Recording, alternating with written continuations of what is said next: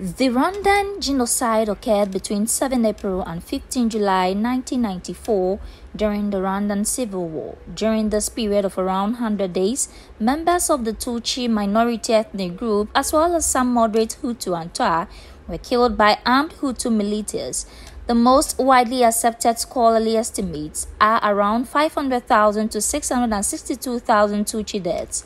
7th April marks the 29th anniversary of the 1994 genocide against the Tutsi in Rwanda, dubbed Kwibuka 29 commemorative ceremony for the 1994 genocide in Rwanda, which was one of the darkest chapters in human history.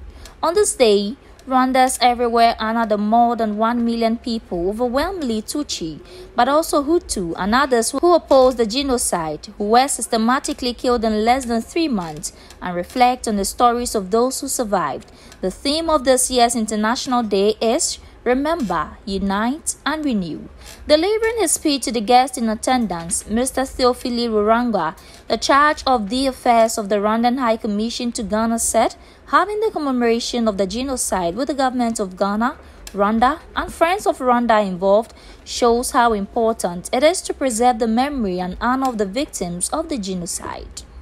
In Ghana, Rwanda's government of Ghana and the Friends of Rwanda have taken today, June 23rd, to reflect on the genocide against the Tutsi and recommit to our role in preserving its memory, honoring the victim, and preventing similar atrocities from ever happening again in our world.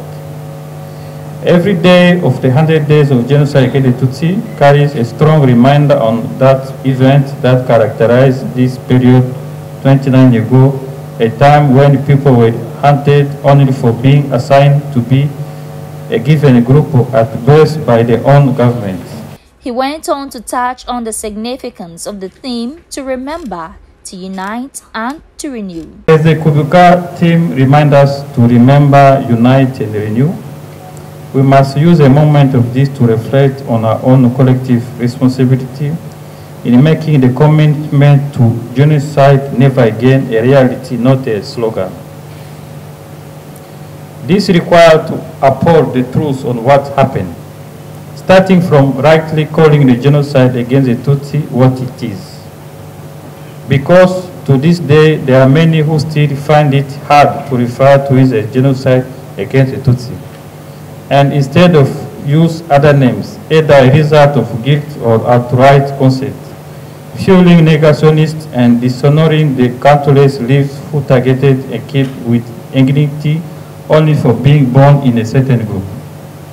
Without upholding the truth, we deny our collective world the opportunity to truly learn what had happened and thereby fail our every effort to effectively prevent such bad history from repeating itself over and over again. Retired Major General Henry Kwame Enidowu, who saved thousands of lives during the genocide, gave a recount on the role he and his team played. And the Ghanaian contingent, I wasn't there by myself alone. I was the senior most among them, so I led a group of officers and men. And we opted to stay. Fortunately, our government, the government of Ghana of the day, agreed on our line of action that we should stay. So we stayed on and tried to save as many lives as we could, whilst other countries left. Well, it was a professional calling. And we didn't have any alternative. For us as Ghanaians, we didn't have any alternative but to stay. More so when Ghana was the only African country that provided troops for the operations, the UN operations in Rwanda. If we had also left, so who would have been there? Fortunately, God gave us the courage to stay on, and in our faith in saving lives and our professional calling. So together, the officers and men, we were able to do what we did. He finally advised against situations that can generate genocide. We should avoid things that divide us, but promote those that unite us.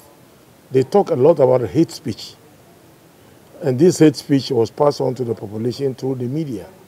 So the media can be used for positive reasons and also for negative reasons. I think it came out very clearly in one of the speeches. All that we have to do is to avoid attacking each other, avoid racism, avoid discrimination. They talk about human rights several times. If we are actually respecting those in our communities, then we shouldn't have a problem. That's all what it is about. In this important year of the 75th anniversary of both the Convention on the Prevention and Punishment of the Crime of Genocide and the Universal Declaration of Human Rights, the commemoration serves as a reminder on how hate speech can escalate into mass violence and genocide, and that preventing atrocity crimes is a shared responsibility by all.